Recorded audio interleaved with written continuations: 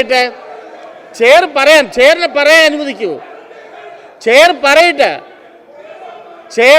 Chair പറയട്ടെ. ദണ്ഡത്താണി പറയുന്നത് കേൾക്കൂ. ചെയർ പറയുന്നത് കേൾക്കൂ. ദണ്ഡത്താണി ചെയർ പറയുന്നത് കേൾക്കൂ. ചെയർ പറയണ്ടേ? ചെയർ പറയണ്ടേ? പറയുന്നത് കേൾക്കണ്ടേ? പറയുന്നത് കേൾക്കൂ. രണ്ടത്താണി പറയുന്ന കുഞ്ഞിരാമൻ അല്ല, ചെയർ പറയുന്ന കേൾക്കണ്ടല്ലോ.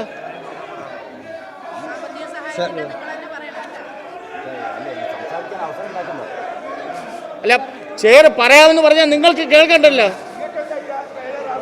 പറയാമെന്ന് പറയാൻ കേൾക്കണ്ടല്ലോ Shri Kunhiraman.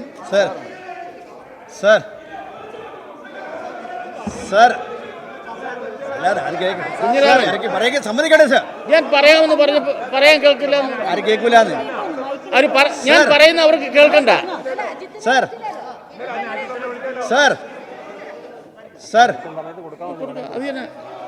Kunhiraman please. Kunhiraman please wait ചെയ്തേ. പ്ലീസ് കുഞ്ഞിരാമൻ ഒന്ന് വെയിറ്റ് ചെയ്തേ. ചെയറൊന്ന് പറയട്ടെ.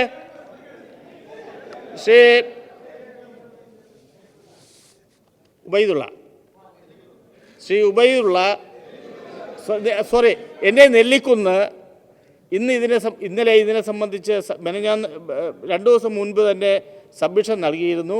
അദ്ദേഹത്തിന് സബ്മിഷൻ അനുവദിച്ചു. പറയുന്ന കേൾക്കൂ. സബ്മിഷൻ അനുവദിച്ചിട്ടുണ്ട്. ഇന്നത്തെ സബ്മിഷൻ്റെ ലിസ്റ്റിൽ അത് വന്നിട്ടുമുണ്ട്. പക്ഷേ തെറ്റായ ഒരു കീഴ്വഴക്കം ചെയർ നടപ്പിലാക്കുന്നില്ല. അങ്ങ് തന്ന സബ്മിഷൻ ഈ അടിയന്തര പ്രമേയ സമയത്ത് അങ്ങയ്ക്ക് അവതരിപ്പിക്കാൻ പറ്റില്ല. സബ്മിഷൻ്റെ ടൈമിൽ അങ്ങയ്ക്ക് ആവശ്യമുണ്ടെങ്കിൽ ആ സബ്മിഷൻ അനുവദിക്കുന്നതാണ്. ബഹുമാനപ്പെട്ട കുഞ്ഞിരാമൻ.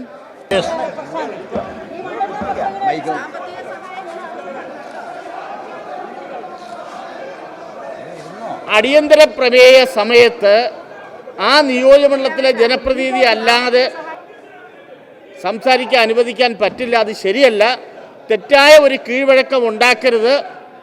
അങ്ങ് തന്നെ സബ്മിഷൻ ഇന്ന് തന്നെ അങ്ങേക്ക് ആ സബ്മിഷൻ ടൈമിൽ അവതരിപ്പിക്കാം. കുഞ്ഞിരാമൻ തെറ്റായ ഒരു കീഴ്വഴക്കം സൃഷ്ടിക്കരുത്.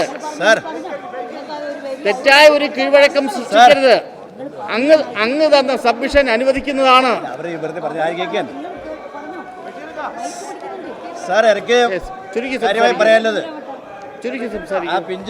കുഞ്ഞിന്റെ കുടുംബത്തിന് കാര്യമായ സാമ്പത്തിക സഹായം അദ്ദേഹത്തിന്റെ നിയോജകമണ്ഡലത്തിലാണ്, അതുകൊണ്ടാണ് എന്നാവശ്യപ്പെട്ടുകൊണ്ട് ഒരു വാക്ക് പറയാനാണ് പറഞ്ഞത്. കാര്യമായ സാമ്പത്തിക സഹായം നൽകണം എന്നാവശ്യപ്പെട്ടുകൊണ്ട് ഞാൻ ഇന്നലെ എല്ലാവരും പറഞ്ഞ കുഞ്ഞിരാമൻ പെട്ടെന്ന് സംസാരിക്കും. സമ്മതിക്കേണ്ടി വരുന്നു. ഞാൻ ആ കുട്ടിയുടെ കുടുംബത്തിന് കാര്യമായ സാമ്പത്തിക സഹായം നൽകണം എന്നാവശ്യപ്പെട്ടുകൊണ്ട് ഇന്നലെ ബഹുമാനപ്പെട്ട മുഖ്യമന്ത്രിക്കും ആഭ്യന്തരമന്ത്രിക്കും ഞാൻ പരാതി കൊടുത്തിരുന്നു സർ. ഞാൻ ആ പരാതിയിൽ പറഞ്ഞ് 15 ലക്ഷം രൂപയെങ്കിലും കൊടുക്കണമെന്നാണ് സർ. അതിലൊരു സംഖ്യയും കുറയാതെ ബഹുമാനപ്പെട്ട മുഖ്യമന്ത്രി ക്യാബിനറ്റിൽ വെച്ച് പാസ്സാക്കി കൊടുക്കണമെന്ന് ഞാൻ അഭ്യർത്ഥിക്കുകയാണ്. രണ്ടാമത്തെ ഒരു കാര്യം സർ, ഈ സംഭവം ദാരുണമായി ഈ സംഭവം നടന്നപ്പോൾ ആദ്യമായി പോലീസിന്റെ പ്രതികരണം ഞാൻ കേട്ടത് സർ. അതൊരു മനോരോഗിയാ കുട്ടിയെ കുത്തിക്കൊന്നുമില്ല. ഞാൻ തന്നെ നേരിട്ട് TV-യിൽ കേട്ടാണ് സർ. പോലീസ് ഓഫീസർ ആ രീതിയിലാണ് പോകുന്നതെങ്കിൽ ആ കേസ് തേച്ച് മാച്ച് കളയുന്നതിന് വേണ്ടിയാണ് എന്ന കാര്യം ഉറപ്പാണ് സർ. ഇപ്പൊ FIR-ൽ അതാണില്ലേ സർ? FIR-ൽ ഇപ്പൊ അതാണില്ലത്. ആ FIR രക്ഷപ്പെടും സർ. ഇല്ല, ഒറ്റ കാര്യം സർ. ഒറ്റ കാര്യം സർ. ആ FIR-ൽ അത് തിരുത്തി കൊടുത്തെങ്കിൽ ആ കേസിൽ ആ കൊലയാളി രക്ഷപ്പെടും സർ. മറ്റൊന്ന് അയാൾ മനോരോഗിയല്ലാതെ തെളിവ് നമ്മുടെ നാട്ടിൽ ഒരുപാടുണ്ട് സർ. അയാൾ RSS-കാരൻ തെളിവ് നമ്മുടെ കയ്യിലുണ്ട് സർ. അയാൾ കഴിഞ്ഞ ലോക്സഭാ തെരഞ്ഞെടുപ്പിൽ കാസർഗോഡ് നമ്മൾ നരേന്ദ്രമോദി പ്രസംഗിക്കാൻ വന്നു സർ. അദ്ദേഹത്തിന്റെ പ്രസംഗം മൊബൈൽ ഇയാൾ പിടിച്ചിട്ട് ഇപ്പോൾ എല്ലാ കോണറിലും കൊണ്ട് പ്രസംഗിക്കുകയാണ്. നരേന്ദ്രമോദി പ്രസംഗം കേൾപ്പിക്കുകയാണ്. അയാൾ മനോരോഗിയാണ് സർ. പ്ലീസ് അങ്ങ് മതി. ഇനി കൂടുതൽ പ്രസംഗിക്കാൻ പറ്റില്ല. പ്ലീസ് ആവശ്യത്തിനായി പ്ലീസ് അങ്ങനെ പ്രസംഗിക്കാൻ പറ്റില്ല. പ്ലീസ് പോലീസിനെ കൊണ്ട് പറയിപ്പിച്ചിട്ട് കേസിൽ കള്ളത്തരം നടത്തിയിട്ട് ആ കൊലയാളിയെ രക്ഷിക്കുന്നതിനുള്ള നടപടിയാണ് പോലീസ് സ്വീകരിക്കുന്നത് എന്ന് ബലമായി ഞാനും ഞങ്ങൾ നാട്ടുകാരും സംശയിക്കുകയാണ് സാർ. അതൊന്ന് മാറ്റിയെടുക്കാൻ വേണ്ടി കഴിയണം. ആ കൊലയാളിയെ കടുത്ത ശിക്ഷ നൽകുന്നതിന് വേണ്ടി നടപടി സ്വീകരിക്കുന്നതായിരിക്കണം പോലീസിന്റെ റിപ്പോർട്ട് എന്നാണ് ബോധപ്പെട്ട.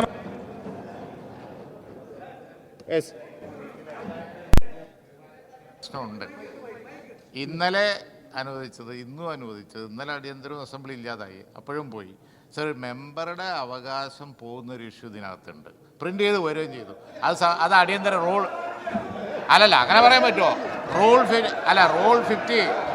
50 വന്നാൽ ബാക്കിയുള്ള എന്തായാലും ഒരു കീഴ്വഴക്കത്തിൻ്റെ പ്രശ്നമുണ്ട്. ഒരു വാക്ക് പറയാൻ അനുവദിച്ചാൽ എന്താ തെറ്റ്?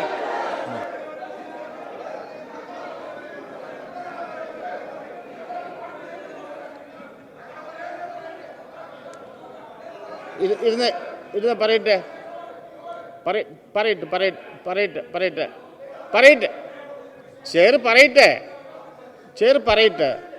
പറയട്ടെ. ഇവിടെ സാധാരണ നമ്മൾ ഇവിടുത്തെ ചട്ടവും കീഴ്വഴക്കവും അനുസരിച്ചാണ് സഭാ നടപടികൾ മുൻപോട്ട് കൊണ്ടുപോകുന്നത്. സാധാരണ അടിയന്തര പ്രമേയം അവതരിപ്പിച്ചാൽ അതിന് നോട്ടീസ് തന്ന ആദ്യത്തെ പേര് തന്നിട്ടുള്ള ആളിനാണ് നമ്മൾ അവതരിപ്പിക്കാൻ വിളിക്കുന്നത്. അത് അവതരിപ്പിക്കും. പക്ഷേ അത് മറ്റൊരു നിയോജകമണ്ഡലത്തിൽ ബാധിക്കുന്ന പ്രശ്നമാണെങ്കിൽ ആ നിയോജകമണ്ഡലത്തിലെ MLA കൂടി 1 മിനിറ്റ് സംസാരിക്കാൻ അനുവദിക്കാറുണ്ട്. ഇവിടെ സംഭവിച്ചത് ഈ വിഷയം ശ്രീ NA നെല്ലിക്കുന്ന് 2 ദിവസത്തിന് മുൻപ് ഇവിടെ തന്നതാണ്. നോട്ടീസ് തന്നതാണ്. ഇന്നലെ അദ്ദേഹത്തിന് നൽകിയിരുന്നു, പക്ഷേ നടന്നില്ല. ഇന്ന് അദ്ദേഹത്തിന് സബ്മിഷൻ ഇന്നലെ രാവിലെ തന്നെ അദ്ദേഹത്തിന് അനുവദിച്ചതാണ്. ഇന്നത്തെ ലിസ്റ്റിൽ വന്നിട്ടുണ്ട്. ലിസ്റ്റ് നോക്കിയാൽ അറിയാം. NA നെല്ലിക്കുന്നിൻ്റെ സബ്മിഷൻ പറയട്ടെ NA നെല്ലിക്കുന്നിൻ്റെ സബ്മിഷൻ ഇവിടെ ലിസ്റ്റിൽ വന്നിട്ടുണ്ട്. ബഹുമാനപ്പെട്ട ആഭ്യന്തര വകുപ്പ് മന്ത്രി, ഞാനത് ഈ അടിയന്തര പ്രമേയത്തിലുള്ള നോട്ടീസ് എടുത്തപ്പോൾ തന്നെ സൂചിപ്പിച്ചു. NA നെല്ലിക്കുന്നിൻ്റെ സബ്മിഷൻ കിട്ടിയിട്ടുണ്ട്, ഇന്നലെ തന്നതാണ്, ലിസ്റ്റിൽ വന്നിട്ടുണ്ടെന്നും പറഞ്ഞു. ബഹുമാനപ്പെട്ട ആഭ്യന്തര വകുപ്പ് മന്ത്രിയും അത് എടുത്തു പറഞ്ഞു. സാമ്പത്തികം അനുവദിക്കണം എന്ന് അദ്ദേഹം ആവശ്യപ്പെട്ടിട്ടുണ്ട് എന്നും ബഹുമാനപ്പെട്ട ആഭ്യന്തര വകുപ്പ് മന്ത്രി പറഞ്ഞു. ഞാൻ പറയട്ടെ, നമ്മുടെ കീഴ്വഴക്കം ലംഘിച്ചുകൊണ്ട് സഭാ നടപടികൾ മുൻപോട്ട് കൊണ്ടുപോകുന്നത്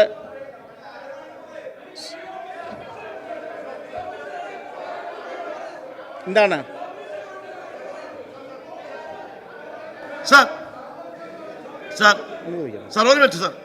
അനുവദിക്കുക. ബഹുമാനപ്പെട്ട CM സാർ അങ്ങ് പറഞ്ഞത് ശരിയാണ്. കീഴ്വഴക്കം അങ്ങ് പറഞ്ഞത് തന്നെയാണ്. ഇവിടെ ഒരു അസാധാരണമായ സംഭവം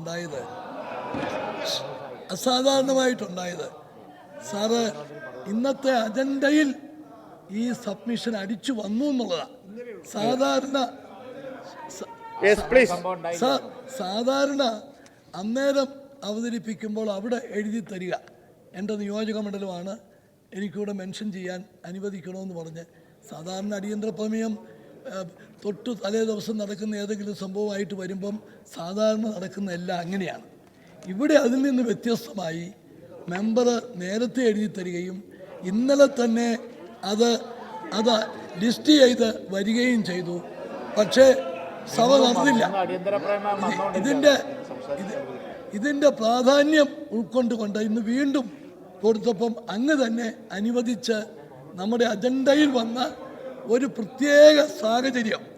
സാർ അങ്ങ് പറഞ്ഞതാണ് ഇവിടുത്തെ കീഴ്വഴക്കം, അതാണ് ശരി, അതിനോട് പൂർണ്ണമായി യോജിച്ചുകൊണ്ട് ഇന്ന് അതിൽ നിന്ന് വ്യത്യസ്തമായ ഒരു സാഹചര്യം ഈ ലിസ്റ്റിൽ വന്നത്, ഇന്നലെയും ലിസ്റ്റ് വന്നതാണ്. അത് വെച്ചുകൊണ്ട് ഒന്ന് റീകൺസിഡർ ചെയ്യാൻ പറ്റുമോ എന്നുള്ളതാണ്.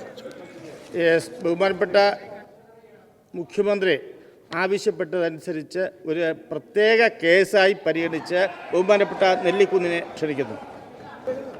സർ, ഈ സംഭവം ഒരു പ്രത്യേക മണ്ഡലത്തിൽ മാത്രം ഒതുക്കി നിർത്തേണ്ട സംഭവം അല്ല എന്നതുകൊണ്ടാണ് ഈ കാസർഗോഡ് ജില്ലക്കാരനായ ഞാൻ ഈ സബ്മിഷൻ ആദ്യം തന്നത്. ഞാൻ അങ്ങക്ക് ഈ സബ്മിഷൻ തന്നപ്പോൾ ഞാൻ പ്രത്യേകം അന്വേഷിച്ചിരുന്നു ഏതെങ്കിലും MLA ഇതുമായി ബന്ധപ്പെട്ട് വല്ല സബ്മിഷൻ തന്നിരുന്നോ എന്ന് അങ്ങ് പറഞ്ഞ മറുപടി ആരും തന്നില്ല എന്നതാണ്.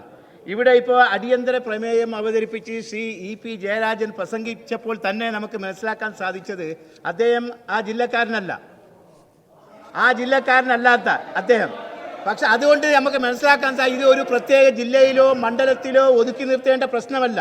3ാം ക്ലാസ്സിൽ പഠിക്കുന്ന ഒരു പിഞ്ചു പൈതലിനെ കഴുത്തറുത്തും കൊല്ലുന്ന സംഭവം ഒരു പ്രത്യേക മണ്ഡലത്തിൽ ഒതുക്കി നിർത്തേണ്ടതല്ല. ഈ സംസ്ഥാനത്തെ ആകെ നടുക്കിയ സംഭവമാണ്. അതുകൊണ്ടാണ് ഞാൻ ആ മണ്ഡലക്കാരനല്ലാത്ത ഞാൻ ആ സബ്മിഷൻ ഇവിടെ അവതരിപ്പിക്കാൻ മുന്നോട്ട് വന്നത്. ശ്രീ EP ജയരാജൻ ഇവിടെ അടിയന്തര പ്രമേയം അവതരിപ്പിച്ചപ്പോൾ നമുക്ക് മനസ്സിലാക്കാൻ സാധിച്ചത് എന്താണ്? ഈ ഫഹദ് എന്ന കുട്ടിയോടുള്ള സ്നേഹം കൊണ്ടോ ആ കുടുംബത്തോടുള്ള സ്നേഹം കൊണ്ടോ അല്ല അവരിവിടെ അടിയന്തര പ്രമേയം കൊണ്ടുവന്നത്. ആ വിഷയത്തെക്കുറിച്ച് അവരൊന്നും സംസാരിച്ചില്ല. അവരൊന്നും സംസാരിച്ചില്ല. അവർ പറഞ്ഞത് തൊഗാഡിയ, മുസ്ലിം ലീഗ്, ഇങ്ങനെ ആഗോള രാഷ്ട്രീയം, ഈ അടിയന്തര പ്രമേയത്തിൽ ആഗോള രാഷ്ട്രീയം പറയാനാണ് അവർ സമയം മുഴുവൻ ഉപയോഗിച്ചത്. അതിൽ നിന്ന് നമുക്ക് മനസ്സിലാക്കാൻ സാധിച്ചത് ഈ സംഭവത്തിൽ ആ കുട്ടിയോടും ആ കുടുംബത്തോടുള്ള സ്നേഹം കൊണ്ടല്ല അവർ ഈ അടിയന്തര പ്രമേയം ഇവിടെ കൊണ്ടുവന്നത്. ഞാൻ ഈ സബ്മിഷൻ കൊണ്ടുവന്നത് ഈ സംഭവം നമ്മുടെ സംസ്ഥാനത്തെ ഞെട്ടിപ്പിച്ച സംഭവമാണ്. ആ കുടുംബത്തോടുള്ള സഹതാപം കൊണ്ടാണ് ഞാൻ ഈ സബ്മിഷൻ കൊണ്ടുവന്നത്. എനിക്ക് ബഹുമാനപ്പെട്ട മുഖ്യമന്ത്രിയോടും ആഭ്യന്തരമന്ത്രിയോടും പറയാനുള്ളത്, ഈ പ്രതി ഒരു മാനസിക രോഗിയല്ല. കോടതിയിൽ ഈ കേസ് എത്തുമ്പോൾ മുമ്പേ ആ പ്രതിക്ക് കിട്ടിയ പരിഗണന മാനസിക രോഗിയാണ് എന്നുള്ള പരിഗണന ഈ കേസിൽ ആ പ്രതിക്ക് കിട്ടാൻ പാടില്ല എന്നാണ് ഞാൻ പറയാൻ ആഗ്രഹിക്കുന്നത്. പോലീസ് ഒരുപക്ഷെ കാസർഗോഡിന്റെ പ്രത്യേക സാഹചര്യം കണക്കിലെടുത്തിട്ടാവാം പോലീസ് ആ പ്രതി മാനസിക രോഗിയാണ് എന്ന് ആദ്യം പറഞ്ഞത്. കാസർഗോഡിന്റെ പ്രത്യേക സാഹചര്യം നമുക്കറിയാം. 2 റിക്ഷകൾ കൂട്ടിമുട്ടിയാൽ മതം നോക്കി, ജാതി നോക്കി ഒരു ചെറിയ തീപ്പൊരി പോലും വലിയ തീയായി പടരുന്ന ഒരു പ്രദേശമാണ് കാസർഗോഡ്. അതുകൊണ്ട് നമ്മുടെ കാസർഗോഡിനെ, ഈ സംസ്ഥാനത്തെ രക്ഷിക്കുന്നതിന് വേണ്ടിയായിരിക്കാം പോലീസ് ആദ്യമായി അതൊരു മാനസിക രോഗിയാണ് എന്ന് പറഞ്ഞു. അതുകൊണ്ട് എനിക്ക് ബഹുമാനപ്പെട്ട മുഖ്യമന്ത്രിയോടും ആഭ്യന്തരമന്ത്രിയോടും പറയുവാനുള്ളത്, ഈ കേസ് കോടതിയിലെത്തുമ്പോൾ മാനസിക രോഗിയാണ് എന്നുള്ള ഒരു പരിഗണന ഈ പ്രതിക്ക് കിട്ടാൻ പാടില്ല എന്നാണ് എനിക്ക് പറയാനുള്ളത്. അതുപോലെ തന്നെ പാവപ്പെട്ട ഒരു കുടുംബമാണ്. മുഖ്യമന്ത്രിയോട് എനിക്ക് പറയാനുള്ളത്, ആ കുടുംബത്തിന് മതിയായ സാമ്പത്തിക സഹായം നൽകണം എന്നുകൂടി ഞാൻ അഭ്യർത്ഥിക്കുന്നു. എല്ലാവരും ബഹുമാനപ്പെട്ട ആഭ്യന്തര വകുപ്പ് മന്ത്രി മറുപടി പറയട്ടെ. Please സീറ്റിലിരുന്നേ. Please സീറ്റിലിരുന്നേ.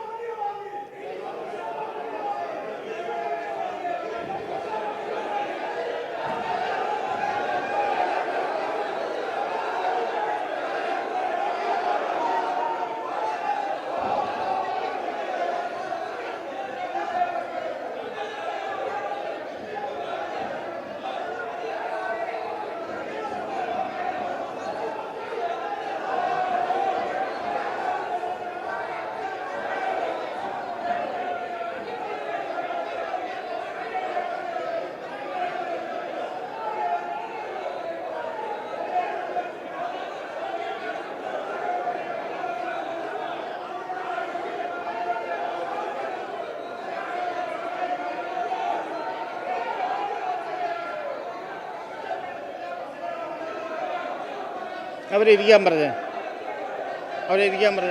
Yes please Palode Ravi please. അവരിരിക്കും പ്ലീസ്. പാലോട് രവി ബഹുമാനപ്പെട്ട പാലോട് രവി.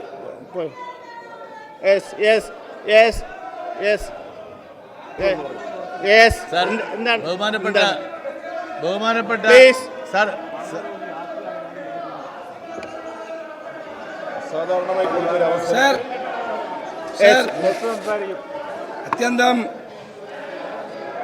സാർ, അത്യന്തം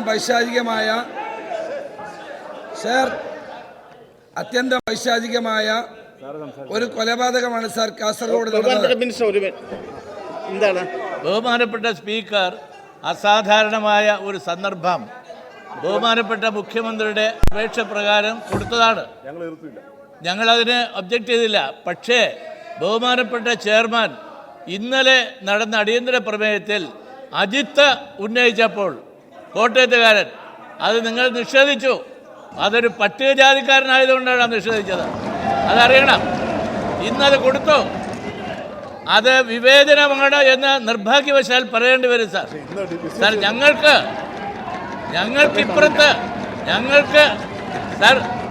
സാർ ഞങ്ങൾക്ക് ഇപ്പുറത്തൊരു മുഖ്യമന്ത്രി ഇല്ലാതെ പോയതാണല്ലോ ഇപ്പോൾ വന്ന കുഴപ്പം. മുഖ്യമന്ത്രി അപേക്ഷിച്ചാൽ സഭാ നടപടികളുടെ ചട്ടങ്ങളെല്ലാം കാറ്റിൽ പറക്കോ സാർ, കാറ്റിൽ പറക്കോ. അങ്ങനെയല്ലേ ആദ്യ റൂളിംഗ് നടത്തിയത്. രണ്ടാമത് അങ്ങയുടെ റൂളിംഗ് മാറ്റി. നിർഭാഗ്യകരമാണ് സാർ.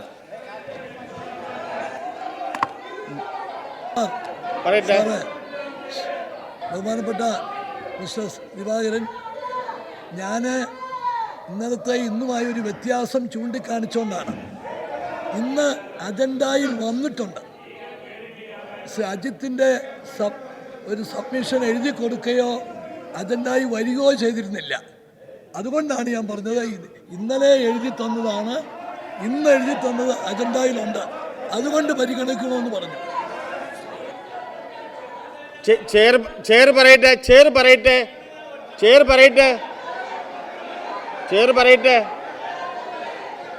ശിവൻകുട്ടി പ്ലീസ് ഇരുന്ന്. ബഹുമാനപ്പെട്ട അല്ല, ഇത് ചർച്ചയാക്കാൻ പറ്റില്ല. ഇത് അടിയന്തര പ്രമേയമാണ്. ഇനി മന്ത്രി വിശദീകരിക്കേണ്ടതാണ്. ചർച്ചയാക്കാൻ പറ്റില്ല. ചെയർ പറയുന്നത് വേണമെങ്കിൽ കേൾക്കാം. ചർച്ചയാക്കാൻ പറ്റില്ല. ബഹുമാനപ്പെട്ട ശശീന്ദ്രൻ, ബഹുമാനപ്പെട്ട സി ദിവാകരൻ, അങ്ങ് ഇത്തരത്തിൽ ഒരു പരാമർശം നടത്തിയത് മോശമായിപ്പോയി. ഒട്ടും പ്രതീക്ഷിച്ചതല്ല. അങ്ങേപ്പോലെ അവരോട് ഇരിക്കാൻ പറയൂ. അതുപോലും അവർക്കറിയില്ല. അങ്ങ് ഇവിടെ മിനിസ്റ്ററായിരുന്ന ബഹുമാനപ്പെട്ട സി ദിവാകരൻ, ഒരു CPIയുടെ നിയമസഭാ കക്ഷി നേതാവ് ഇത്തരത്തിലൊരു പരാമർശം നടത്തിയത് വളരെ മോശമായി പോയി എന്ന് ചെയർ പറയാം. കാരണം ചെയർ പറയുന്നത് കേൾക്കണം. പറയട്ടെ. ഇവിടെ നെല്ലിക്കുന്ന് മാത്യു ടി തോമസ്, ചെയർ പറയുന്നത് കേൾക്കണം. ഇവിടെ മാത്യു ടി തോമസ് ഇവിടെ എന്നെ നെല്ലിക്കുന്ന് 2 ദിവസം മുൻപാണ് ഈ സബ്മിഷൻ തന്നപ്പോൾ അദ്ദേഹം എന്നോട് ചോദിച്ചു, ഈ വിഷയത്തെ സംബന്ധിച്ച് ആരെങ്കിലും സബ്മിഷൻ തന്നിട്ടുണ്ടോ? ഇല്ല എന്ന് പറഞ്ഞതിന് ശേഷമാണ് അദ്ദേഹം സബ്മിഷൻ എനിക്ക് നൽകിയത്. അദ്ദേഹത്തെ ഇന്നലത്തെ രാവിലെ തന്നെ ഇത് അനുവദിക്കുകയും അത് ഇന്നത്തെ ലിസ്റ്റിൽ വരികയും ചെയ്തു. പക്ഷേ സത്യനെ സംബന്ധിച്ച് ഇന്നലെ കൊണ്ടുവന്ന അജിത്ത് കൊണ്ടുവന്ന സബ്മിഷൻ ഇന്നലെ അടിയന്തര പ്രമേയം നൽകുന്നതിനും തൊട്ടു മുൻപ് ഇന്നലെ രാവിലെ മാത്രമാണ് അത് തന്നത്. അത് ലിസ്റ്റിൽ വന്നിട്ടില്ലായിരുന്നു. അത് ലിസ്റ്റിൽ വന്നിട്ടില്ല. സ്ഥലം MLA സാധാരണ നമ്മൾ അനുവദിക്കാറുണ്ട്. ലിസ്റ്റിൽ വന്ന സബ്മിഷനും ലിസ്റ്റിൽ വരാത്ത സബ്മിഷനും ഒരുപോലെ കണ്ടത് മോശമായി പോയി. അതിന് യാഥാർത്ഥ്യം മനസ്സിലാക്കാതെ വളരെ മോശമായ പദപ്രയോഗമാണ് അങ്ങ് നടത്തിയത്. ബഹുമാനപ്പെട്ട മിനിസ്റ്റർ, സർ, വളരെ ചർച്ചയില്ല. ബഹുമാനപ്പെട്ട മിനിസ്റ്റർ, ഒരു കൊലപാതകമാണ് സാർ. കാസർഗോഡ് ജില്ലയിൽ പുല്ലൂർ പെരിയ പഞ്ചായത്തിലുണ്ടായത് സാർ. കേരളത്തിൻ്റെ മനസാക്ഷിയെ ഞെട്ടിച്ചിട്ടുള്ള ഒരു സംഭവം എന്നുള്ള നിലയിൽ എല്ലാവരും ഈ സംഭവത്തെ അപലപിക്കുകയാണ് സാർ. എന്താ നടക്കുന്നത്? പറയണ്ടേ? വേണ്ട. എന്താ മര്യാദ?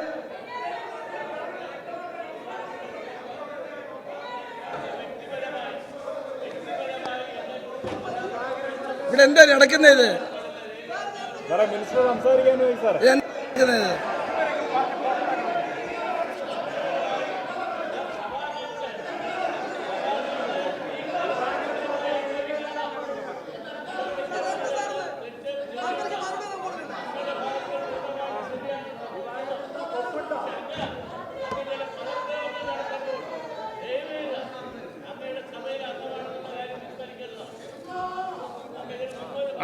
അങ്ങ് ചെയറിനെ കുറിച്ച് പറഞ്ഞതും മറന്നു പോകരുത്. യെസ്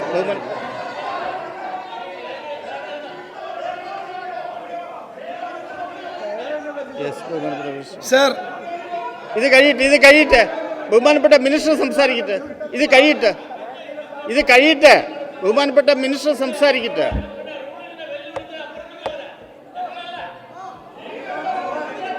യെസ് ബഹുമാനപ്പെട്ട മിനിസ്റ്റർ. സർ സർ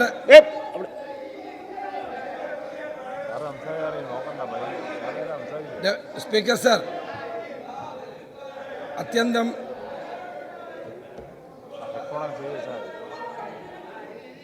സർ അത്യന്തം വേദനാജനകമായ ഒരു സംഭവമാണ് സാർ കാസർഗോഡ് ജില്ലയിൽ കഴിഞ്ഞ 10-ാം തീയതി ഉണ്ടായത്.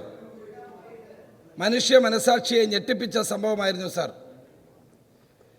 ഈ സംഭവം അറിഞ്ഞ സമയം തന്നെ ഞാൻ കാസർഗോഡ് SP-യുമായും കണ്ണൂർ IG-യുമായി സംസാരിച്ച് ഇതിന് ഉത്തരവാദികളായ ആളുകളെ ശക്തമായ നിയമ നടപടികളുമായി മുന്നോട്ട് പോകാൻ നിർദ്ദേശിക്കുകയുണ്ടായി. സാർ ഇന്നലെ ആ കുട്ടിയുടെ പിതാവ് അബ്ബാസുമായി ഞാൻ ഫോണിൽ സംസാരിച്ചു സാർ.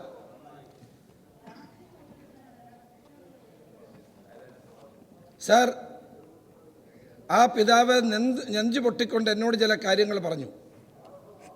അദ്ദേഹം പറഞ്ഞു, അബ്ബാസ് പറഞ്ഞത്, സാർ ഇവിടെ ഒരു സംഘർഷവും ഉണ്ടാകാത്തൊരു സ്ഥലമാണ്, ഞങ്ങൾ അയൽവക്കക്കാരാണ്, ഞങ്ങൾ തമ്മിൽ ഇതുവരെ യാതൊരു സംഘർഷവും ഉണ്ടായിട്ടില്ല. ഒരു കാരണവുമില്ലാതെയാണ് എൻഡോസൾഫാൻ ബാധിതനായ കാലിന് അല്പം പ്രയാസമുള്ള എൻ്റെ കുട്ടിയെ ഒരു കാരണവുമില്ലാതെ പൈശാചികമായി കൊലപ്പെടുത്തുകയാണ് ഉണ്ടായത് എന്ന സംഭവം സാർ എന്നോട് വിശദീകരിക്കുകയുണ്ടായി. വളരെയേറെ വേദന എനിക്ക് തോന്നി. ഞാൻ ആ സംഭവ സ്ഥലത്തും ആ പരിസരത്തും പോലീസിൻ്റെ സാന്നിധ്യം ഉണ്ടാകണമെന്ന് അപ്പോൾ തന്നെ ആവശ്യപ്പെട്ടു. കാരണം ഇനിയും അതുമായി ബന്ധപ്പെട്ട സംഭവം ഉണ്ടാകാൻ പാടില്ല. കാരണം സാർ കാസർഗോഡ് ജില്ലയിൽ ഏത് സംഭവം ഉണ്ടായാലും ഉണ്ടാകുന്ന സംഭവങ്ങളെ പിന്നീട് പലതരത്തിൽ വ്യാഖ്യാനിച്ച് പല വിധത്തിലുള്ള സംഘർഷങ്ങൾക്ക് വഴിമരുന്നിടുന്ന ഒരു സ്ഥലമാണ് എന്ന് പ്രത്യേകം കണ്ടുകൊണ്ടാണ് ഈ നിലപാട് സ്വീകരിച്ചത്. സാർ MLA ശ്രീ കുഞ്ഞിരാമൻ ഇന്നലെ നൽകിയ കത്തിലും വളരെ വിശദമായി അത് പറയുന്നുണ്ട്. സാർ ഈ കാസർഗോഡ് ജില്ലയിൽ ഉണ്ടാകുന്ന സംഭവങ്ങളെ നമ്മളെല്ലാ രാഷ്ട്രീയ പാർട്ടികളും കുറച്ച് സമചിത്തതയോടെ അതിനെ കാണാനും നേരിടാനും മുന്നോട്ട് വരണം. എനിക്കൊരു കാര്യത്തിൽ സന്തോഷമുണ്ട് സാർ. അവിടെ ഉണ്ടാകുന്ന കഴിഞ്ഞ ദിവസം ശ്രീ കുഞ്ഞിരാമൻ ഒരു ക്ഷേത്രവുമായി ബന്ധപ്പെട്ടൊരു പ്രശ്നം ഉന്നയിച്ചു. ആ സന്ദർഭത്തിൽ ഞാൻ അതിലിടപെടുകയും അദ്ദേഹവും ഞാനും ഇടപെട്ടാണ് അവിടെ ഉണ്ടായ ഫർദറായ സംഘർഷങ്ങൾ ഒഴിവാക്കിയത്. അപ്പോൾ എല്ലാ രാഷ്ട്രീയ പാർട്ടികളും കാസർഗോഡ് ജില്ലയിൽ ഇത്തരം സംഭവങ്ങൾ ഉണ്ടാകുമ്പോൾ തികഞ്ഞ സമചിത്തത പാലിക്കുന്നത് കൊണ്ടാണ് കൂടുതൽ പ്രശ്നങ്ങൾ അവിടെ ഉണ്ടാകാതിരിക്കുന്നത്. അപ്പോൾ അതുകൊണ്ട് ഈ പ്രശ്നത്തെയും ആ നിലയിൽ കാണണമെന്നാണ് എനിക്ക് അഭ്യർത്ഥിക്കാനുള്ളത്. അവിടെ ഉണ്ടായ സംഭവത്തിന് പോലീസ് ശക്തമായ നടപടിയെടുത്തിട്ടുണ്ട്. 302 പ്രകാരം കേസെടുത്തു. ആ പ്രതി ഇന്നലെ പ്രതിക്ക് 9-ാം തീയതി സംഭവം ഉണ്ടായി, 10-ാം തീയതി കോടതി റിമാൻഡ് ചെയ്തു. 25-നകം കസ്റ്റഡിയിൽ വാങ്ങാനാണ് നിയമപരമായ അവസ്ഥ. അതാണ് അത് കസ്റ്റഡിയിൽ വാങ്ങാനുള്ള അപേക്ഷ കൊടുത്തിട്ടുണ്ട്. സാർ ഈ പ്രതിയെപ്പറ്റി ബഹുമാനപ്പെട്ട EP ജയരാജൻ ചൂണ്ടിക്കാണിച്ചത് ശരിയാണ്. 27-ാം തീയതി 27/6/2014 ഈ വിജയകുമാർ എന്ന ഈ പ്രതി തൻ്റെ മൊബൈൽ ഫോണിൽ നിന്നും തിരുവനന്തപുരം റെയിൽവേ കൺട്രോൾ റൂമിൽ വിളിച്ച് മംഗലാപുരത്തിനും മലപ്പുറത്തിനും ഇടയിൽ 4 മാസത്തിനുള്ളിൽ സ്ഫോടനമോ അപകടമോ ഉണ്ടാകാൻ സാധ്യതയുണ്ടെന്ന് വ്യാജ ഭീഷണി പരത്തിയതിന് കേസെടുത്തില്ല എന്ന് അങ്ങ് പറഞ്ഞത് ശരിയല്ല. Railway police, Kasaragod railway police IT ആക്ടിലെയും KP ആക്ടിലെയും വകുപ്പ് പ്രകാരം ക്രൈം നമ്പർ 56/2014 കേസ് രജിസ്റ്റർ ചെയ്ത് അന്വേഷണം നടത്തി 28/6/2014 പ്രതിയെ അറസ്റ്റ് ചെയ്ത് റിമാൻഡ് ചെയ്തതാണ്. 7/7/2014 കോടതിയിൽ നിന്ന് പ്രതിക്ക് ജാമ്യം കിട്ടുകയും ചെയ്തു.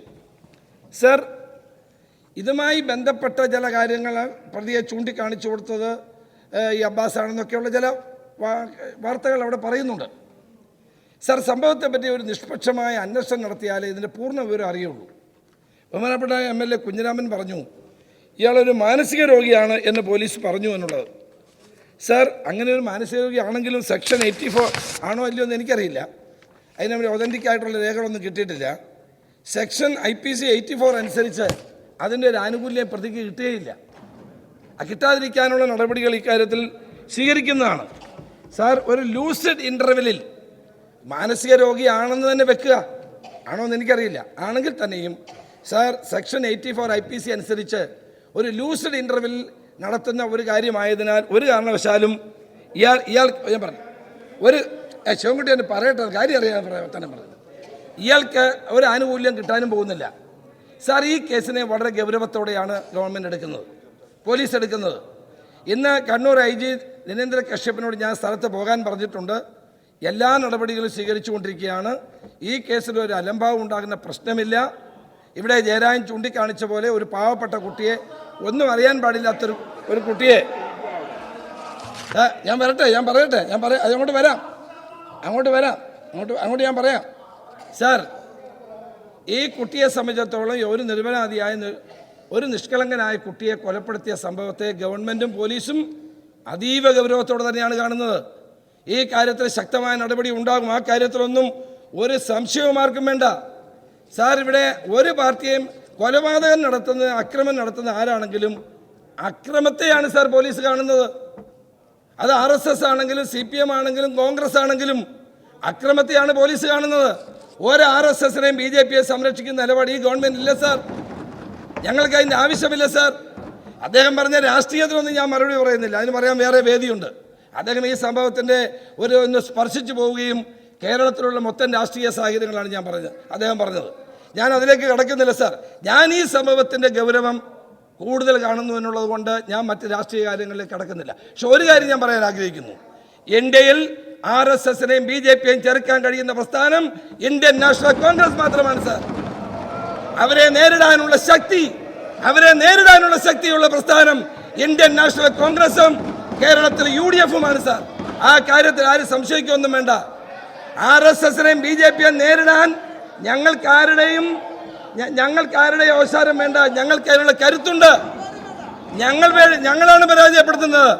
കേരളത്തിൽ BJPക്ക് ഒരു സീറ്റ് കിട്ടാതിരിക്കുന്നത് UDF ഇവിടെ നിൽക്കുന്നതുകൊണ്ടാണ് ഞാൻ പറയാൻ ആഗ്രഹിക്കുന്നത് സാർ. ഒരു സംശയം ആ കാര്യത്തിൽ വേണ്ട സാർ. ഇവിടെ ദേവാലയങ്ങളെ പറ്റി ജയരാജൻ പറഞ്ഞു. ഇവിടെ നിയമമുണ്ട് സാർ. ഒരു ദേവാലയവും സാർ, ഇവിടെ ദേവാലയങ്ങളുടെ കാര്യം പറഞ്ഞു സാർ. ഇവിടെ ദേവാലയങ്ങളെ ദുരുപയോഗപ്പെടുത്തുന്നതിനെതിരായ നിയമങ്ങളുണ്ട് സാർ. സാർ, ആ നിയമം ശക്തമായി തന്നെ ഇവിടെ നമ്മൾ മുന്നോട്ട് കൊണ്ടുപോകുന്നുണ്ട്.